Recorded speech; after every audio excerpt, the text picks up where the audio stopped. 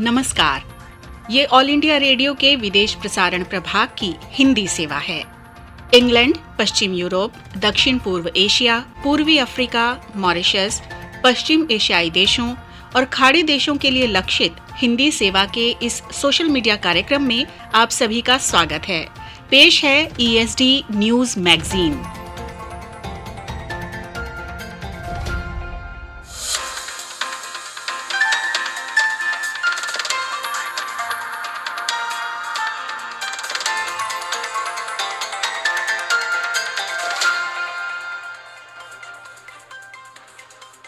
नमस्कार, ये all India radio की हिंदी सेवा है।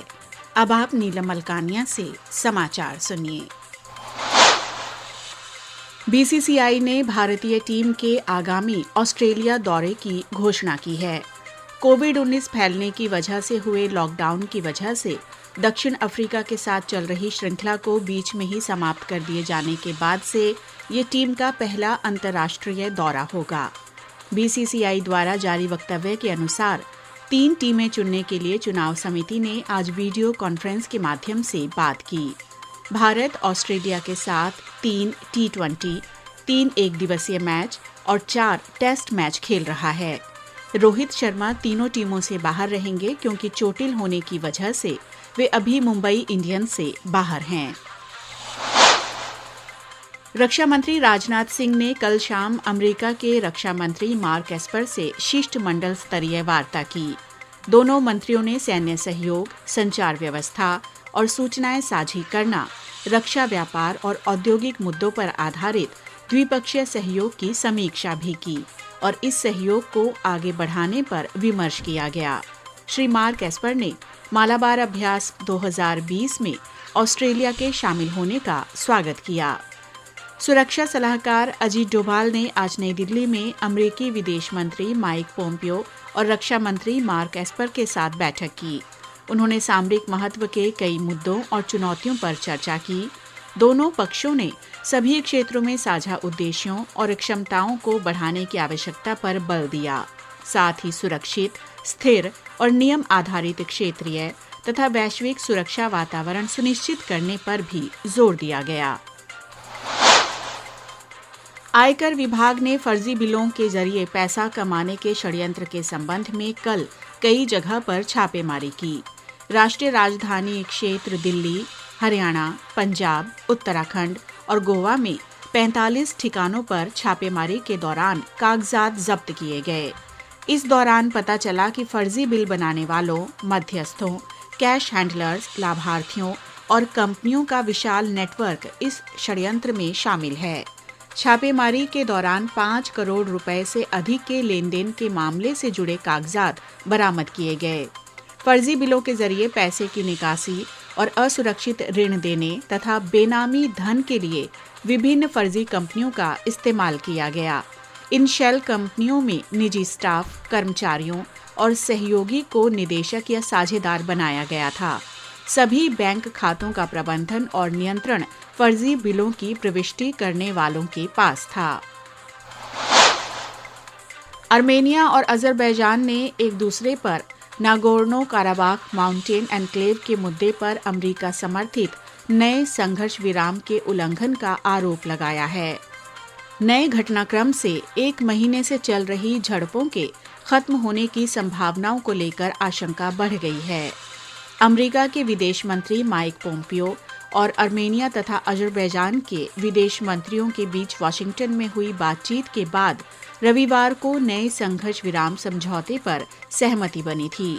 फ्रांस, रूस और अमेरिका के नेतृत्व में यूरोप में सुरक्षा और सहयोग संगठन मिन्स्क ग्रुप के प्रतिनिधियों ने भी इस बातचीत में हिस्सा लिया था। ग्रुप ने बताया है कि उसके संगठन और इन देशों के विदेश मंत्री बृहस्पतिवार को जेनेवा में फिर से मिलने पर सहमत हो गए हैं। भारत के विदेश मंत्री डॉक्टर एस जयशंकर ने अमेरिका के विदेश मंत्री माइक पोम्पियो से सोमवार शाम नई दिल्ली में मुलाकात की। सूत्रों के अनुसार बैठक के दौरान मुख्य द्विपक्षीय, क्षेत्रीय और वैश्विक मुद्दों पर ध्यान दिया गया। डॉक्टर जयशंकर और श्री पोम्पियो ने पिछले 4 वर्षों में द्विपक्षीय संबंधों में हुई प्रगति की समीक्षा की। विदेश मंत्री ने कहा कि शिक्षा दोनों देशों को विशेष रूप से जोड़ती है और इस क्षेत्र में और विस्तार किया जाना चाहिए।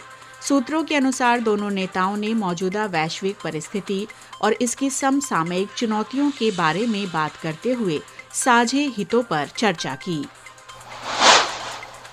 सरकार ने कहा है कि देश में कोरोना संक्रमण से स्वस्थ होने की दर 90.62% से भी ज्यादा हो गई है।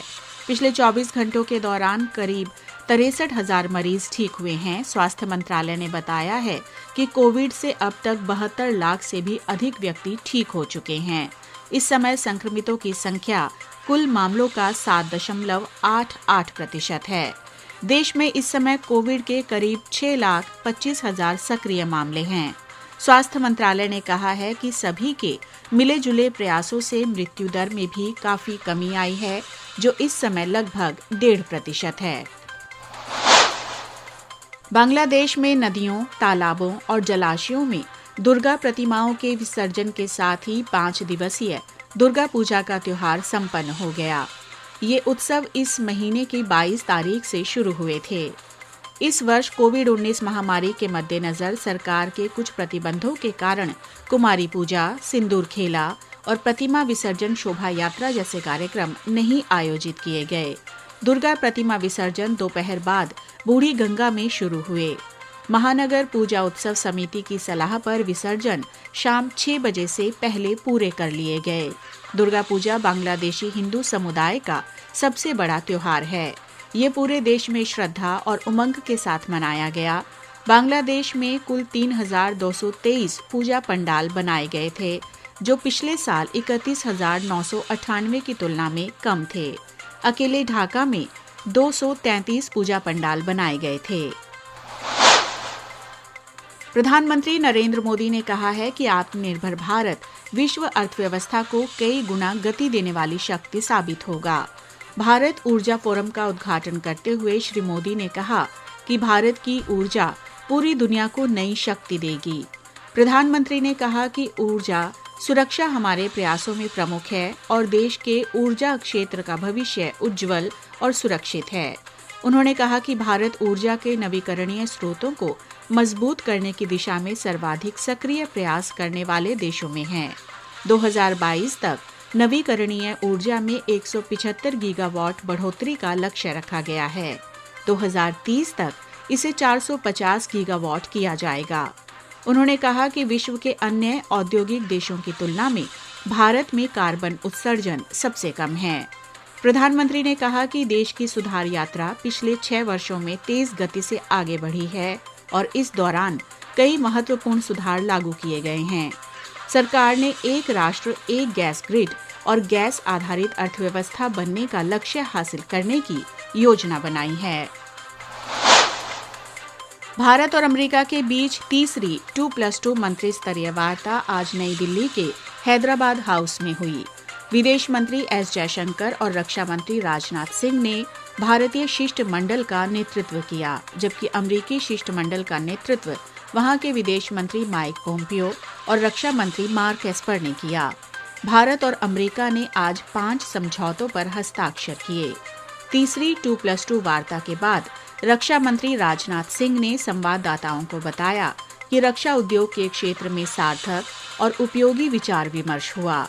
उन्होंने कहा कि दोनों देशों की सेना के बीच सहयोग अच्छी तरह बढ़ रहा है। श्री सिंह ने कहा कि वार्ता के दौरान भारतीय रक्षा उद्योगों की क्षमताओं की जानकारी अमेरिकी शिष्टमंडल को दी गई। रक्षा मंत्री ने कहा कि बुनियादी आदान प्रदान और सहयोग समझौते BECA पर हस्ताक्षर होना आज की महत्वपूर्ण उपलब्धि है। उन्होंने कहा कि वार्ता के दौरान हिंद प्रशांत क्षेत्र में सुरक्षा स्थिति का आकलन किया गया। श्री सिंह ने कहा कि दोनों पक्ष नियम आधारित अंतर्राष्ट्रीय व्यवस्था और सभी देशों की क्षेत्रीय अखंडता और संप्रभुता की रक्षा करने की आवश्यकता पर सहमत हुए। जापान के प्रधानमंत्री योशिहिदे सुगा ने कहा है कि उनका देश 2050 तक शून्य कार्बन उत्सर्जन का लक्ष्य हासिल कर लेगा। पिछले महीने प्रधानमंत्री पद ग्रहण करने के बाद अपने पहले संसद सत्र में श्री सुगा ने ये घोषणा की। उन्होंने टिकाऊ अर्थव्यवस्था को देश की विकास रणनीति का मजबूत स्तंभ बनाने पर बल दिया। उन्होंने कहा कि हरित अर्थव्यवस्था का लक्ष्य हासिल करने के लिए अधिकतम प्रयास किए जाएंगे। उन्होंने जलवायु परिवर्तन की चुनौती से निपटने के लिए जीवाश्म ईंधन पर निर्भरता खत्म करने को महत्वपूर्ण बताया। जापान की मौजूदा ऊर्जा योजना के अनुसार देश की ऊर्जा आवश्यकता का 56% जीवाश्म ईंधन से पूरा होता है। इसी के साथ ये समाचार बुलेटिन अब समाप्त होता है।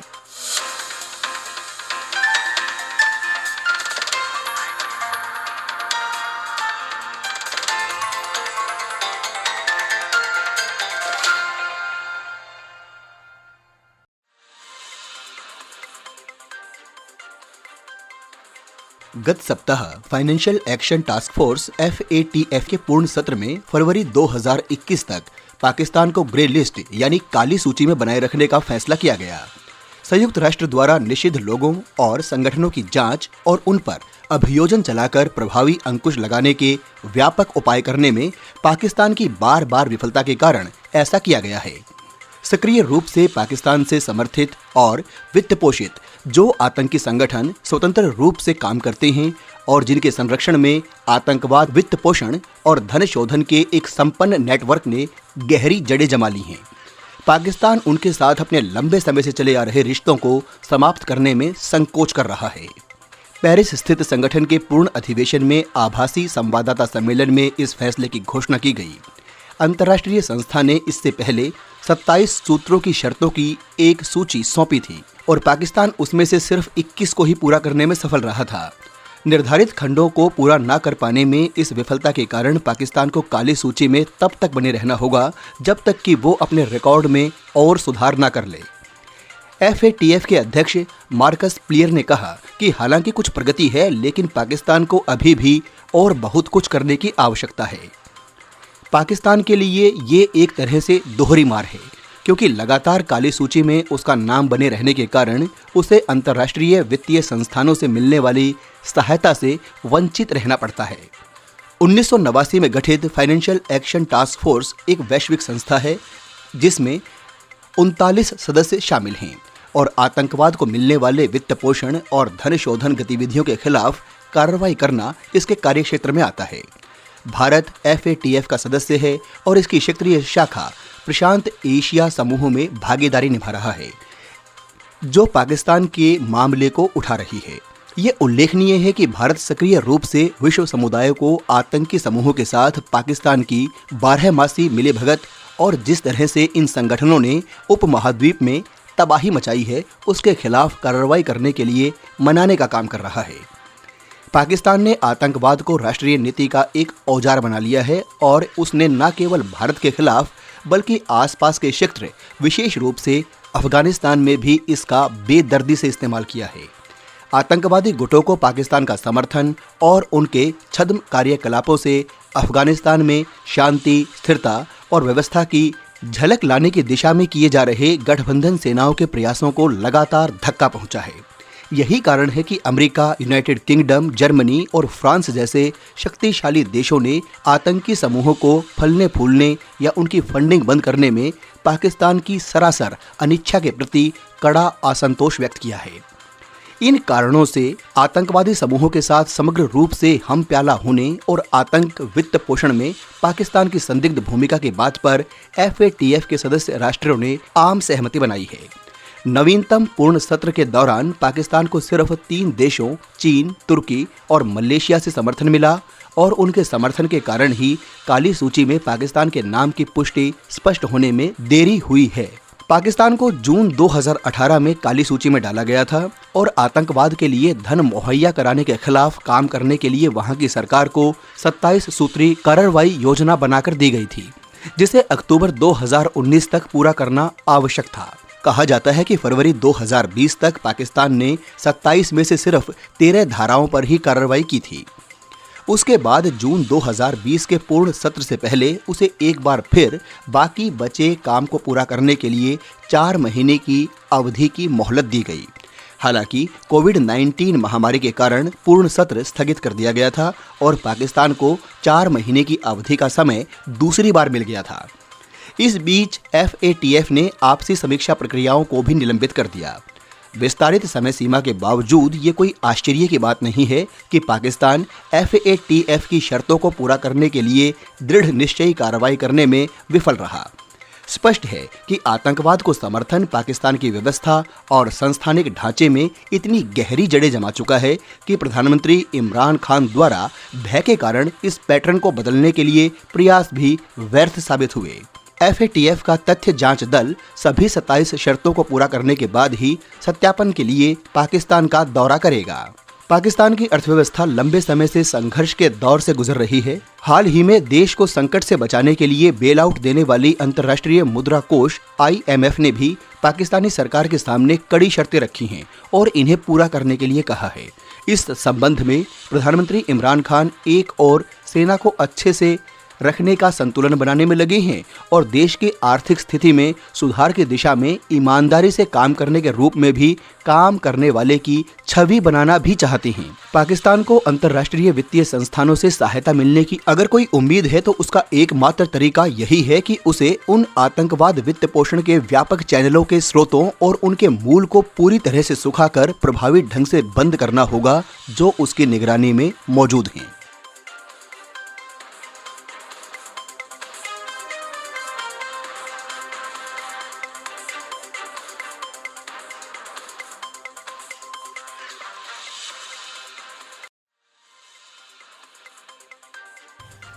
ये ऑल इंडिया रेडियो की हिंदी सेवा है। आइए सुनते हैं समाचार पत्रों से। आलेख हिंदी एकांश विदेश प्रसारण प्रभाग का है। वाचक हैं मनोज कुमार चौधरी। आज के समाचार पत्रों ने विविध विषयों पर संपादकीय टिप्पणियां की हैं। वहीं समाचार पत्रों की सुर्खियां भी ध्यान आकर्षित करती हैं। भारत और अमेरिका के रक्षा और विदेश मंत्रियों के बीच आज होने वाली 2+2 वार्ता पर सभी अखबारों की नज़र है। जनसत्ता ने लिखा है, सैन्य सहयोग बढ़ाने पर बात करेंगे भारत और अमेरिका। दैनिक जागरण ने दोनों देशों के बीच basic exchange and cooperation agreement on geospatial cooperation BECA समझौते पर हस्ताक्षर होने की खबर देते हुए लिखा है, इससे भारत को अमेरिका के अत्याधुनिक नौवहन और वायुसेना से जुड़े जरूरी साजो सामान की आपूर्ति होगी आसान। दैनिक भास्कर का कहना है, आज चीन की घेराबंदी का फॉर्मूला लॉक होगा। राजस्थान पत्रिका ने प्रमुख रक्षा अध्यक्ष जनरल बिपिन रावत का बयान प्रकाशित किया है। सेनाएं लद्दाख में किसी भी परिस्थिति से निपटने के लिए रहे तैयार। दैनिक ट्रिब्यून की सुर्खी है, तिरंगे पर जम्मू कश्मीर की पूर्व मुख्यमंत्री और PDP प्रमुख महबूबा मुफ्ती के बयान को लेकर नाराज पार्टी के 3 नेताओं ने इस्तीफा दिया। प्रदूषण का दम घोंटने के लिए कानून। नवभारत टाइम्स के अनुसार केंद्र सरकार ने उच्चतम न्यायालय में कहा 4 दिन में पेश करेंगे मसौदा। दैनिक भास्कर ने TRP मामले पर सुप्रीम कोर्ट के हवाले से लिखा है, प्रेस की स्वतंत्रता का महत्व सही, हमारी चिंता शांति और सद्भाव है, रिपोर्टिंग में जिम्मेदारी निभानी होगी। दैनिक जागरण और अमर उजाला की खबर है, बच्चों की अकेले जिम्मेदारी उठा रहे सरकारी पुरुष कर्मचारी भी बाल देखभाल अवकाश के हकदार। दिव्यांग बच्चों के लिए अवकाश अब किसी भी उम्र तक। हिंदुस्तान ने दिल्ली विश्वविद्यालय में स्नातकोत्तर कक्षाओं के दाखिले 2 नवंबर से शुरू होने की खबर दी है। राष्ट्रीय सहारा ने एक अध्ययन के हवाले से बताया है, सकारात्मक शिक्षकों में भारत का दुनिया में 6ठा स्थान। इस माह 2 पूर्णिमा शनिवार को ब्लू मून। दैनिक ट्रिब्यून ने लिखा है, अक्टूबर में दूसरी बार दुर्लभ पूर्ण चंद्र दिखेगा। एक ही महीने में 2 बार पूर्णिमा होती है, तो ऐसे में दूसरे पूर्ण चंद्र को ब्लू मून कहा जाता है। हिंदी दैनिक पंजाब केसरी भारत अमेरिका की बहुआयामी वार्ता शीर्षक से प्रकाशित अपने संपादकीय में लिखता है कि हिंदी चीनी भाई भाई नहीं हो सकते। भले ही भारत के चीन के साथ व्यापारिक और राजनीतिक संबंध हों, लेकिन चीन के शासकों ने जून 2020 में जिस कुटिलता का परिचय देते हुए लद्दाख के अक्साई चिन इलाके में अपने पांव पसारने का प्रयास किया, उससे साफ है कि चीन 1962 वाला ही है। उसने भारत विरोध की नीति नहीं छोड़ी। चीन की विस्तारवादी नीतियों से उसके सारे पड़ोसी परेशान हैं। चीन से खतरे को महसूस करते हुए भारत को अपनी नौसेना के आधुनिकीकरण और उसकी मारक शक्ति बढ़ाने के लिए लगातार खर्च करना पड़ रहा है। चीन भारत को घेरते हुए हिंद महासागर में अपने नौसैनिक अड्डे और अन्य सुविधाओं की एक श्रृंखला बनाने में जुटा हुआ है और हिंद महासागर के करीब 1 दर्जन तटवर्ती देशों में चीन अब तक कम से कम 16 जगहों पर अपनी नौसेना के लिए विशेष अड्डे बनाने में सफल रहा है। अब तो वो बांग्लादेश को भी पनडुब्बियां देकर उसे अपने पाले में लाने के प्रयास कर रहा है। चीन का इरादा वहां के कोक्स बाजार में एक नौसैनिक अड्डा बनाने में सहायता देने का है। चीन भारत की घेराबंदी के लिए स्ट्रिंग ऑफ पर्ल्स यानी मोतियों की माला तैयार कर रहा है। उसने नेपाल, म्यांमार और मालदीव को फंसा रखा है। चीन ने पहले मालदीव पर $1.5 अरब के बराबर कर्ज चढ़ा दिया और बाद में इसका लाभ उठाकर मालदीव के 17 द्वीपों को पट्टे पर लेकर उन्हें हथिया लिया। चीन इन द्वीपों का इस्तेमाल सैनिक उद्देश्यों के लिए करता है।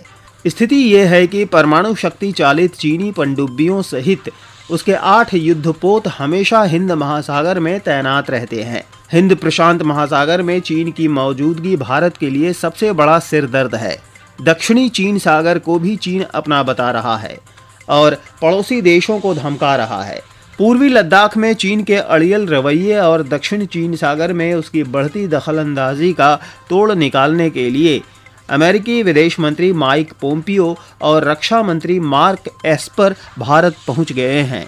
दोनों की रक्षा मंत्री राजनाथ सिंह और विदेश मंत्री एस जयशंकर से मुलाकात भी हुई। देखना होगा कि इन वार्ताओं में चीन का क्या तोड़ निकलता है। भारत और अमेरिका में 2+2 वार्ता काफी महत्वपूर्ण है। ये वार्ता बहुआयामी होगी।